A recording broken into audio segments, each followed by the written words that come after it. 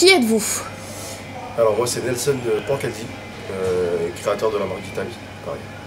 Et moi c'est Omar Abibou, le cofondateur de la marque D-Times, pareil. Quelle formation avez-vous? Ah, quelle formation là? En fait on est vraiment des autodidactes.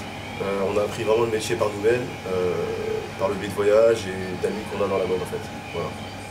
C'est vrai, on a pas mal voyagé, on est parti essentiellement en Asie, en Amérique, et c'est là qu'on a puisé notre inspiration.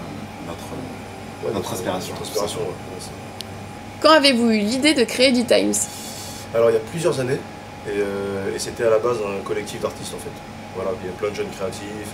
Voilà, celui-ci se constituait essentiellement de musiciens, de cinéastes, de photographes, et de ce mélange, on va dire, très créatif, on est sorti les deux créateurs de la marque D-Times, pareil.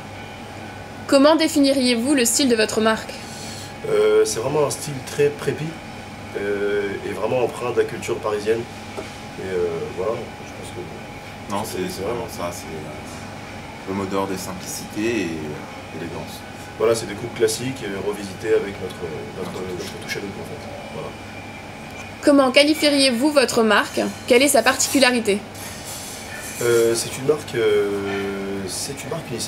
unisexe, orientée vers le couple androgyne pour les femmes. Et ouais, c'est ça. Non, c'est tout à fait ça, c'est résolument masculin, mais adapté aux couples féminines. Pourquoi les hommes masqués? Ah, très bonne question. Les hommes masqués, en fait, c'est vraiment l'aspect créatif, vraiment, que représente D-Times Paris. C'est nos alter ego, voilà, nos alter ego créatifs, ouais, c'est ça. Nos alter ego créatifs. Quelle musique représenterait votre marque? Au niveau de la musique, moi je suis très éclectique, donc au final j'aime un peu de tout.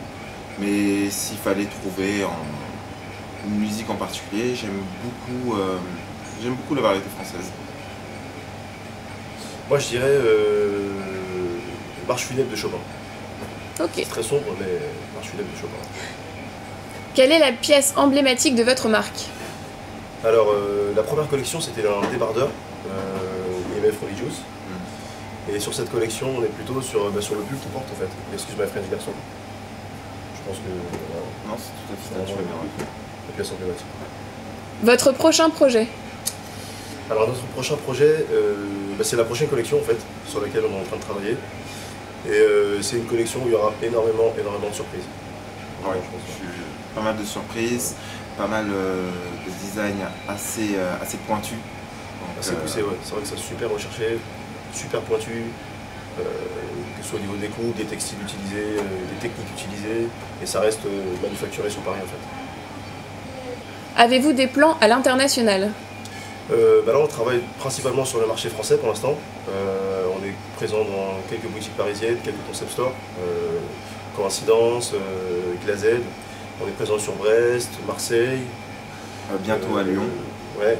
Donc en fait notre circuit de distribution en France est en constant développement. En plein essor. Ouais. En plein essor, ça. Et là on travaille essentiellement en fait du coup sur l'international. Donc nous allons essentiellement travailler sur le marché asiatique, c'est-à-dire au Japon prochainement. Tokyo. Qui vous inspire? Alors c'est pas vraiment qui, c'est plus tous les voyages qu'on a fait, qui sont un peu notre source d'inspiration, notre leitmotiv. On est voilà, c'est des espèces d'éponges qui s'imprègnent un peu de tout ce qu'on rencontre, des gens comme moi, c'est vrai, tout ce qu'on rencontre et tout. Et voilà. Votre plus grande fierté? Ma plus grande fierté, c'est l'aboutissement de notre projet. Ouais. Donc il s'agissait d'un projet embryonnaire qu'on commence à ramener à maturité, donc ça c'est ma plus grande fierté. Et moi, si je pourrais parler d'un moment, c'est l'année dernière, en fait, on a réalisé une galerie dans le Marais. Et c'est quand nos mères et notre famille sont venus voir en fait ce qu'on faisait. Ça, je pense que c'est ma plus grande fierté, je sais pas ce que tu en penses. Ouais, c'était assez magique. Ce que vous aimez dans la mode? Alors, moi, ce que j'aime dans la mode, c'est vraiment la créativité et suivre l'aboutissement d'une collection, en fait, de A à Z. Ça se reflète pas forcément par rapport à ce qu'on fait, mais moi, ce que j'aime, c'est l'extravagance. Enfin, les trucs un peu farfelus qu'on voit dans la mode. Ce que vous n'aimez pas? Ce qu'on n'aime pas dans la mode, c'est peut-être le côté un peu frigide et répétitif, enfin... Un peu superficiel, quoi. Voilà, trop superficiel parfois. C'est le mot, superficiel parfois. Et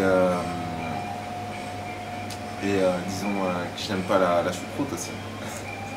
Et moi les fraises, moi je sais pas les fraises. Vous tueriez pour? Je tuerais pour prendre ma famille et leur faire un grand tour du monde. Ouais. Alors moi je tuerais pour... je vais aussi amener ma famille, mais je les amènerais à Woodstock sur un concert de Jimi Hendrix. Vous êtes dans un avion, vous avez le choix de votre destination. Où allez-vous? Moi je pense que j'irai visiter l'Éthiopie. Ouais. Moi ce sera pas forcément l'Éthiopie, mais ce sera plutôt Rio de Janeiro. Quelle est votre première pensée au réveil? Je regarde si j'ai pas fait pipi au lit.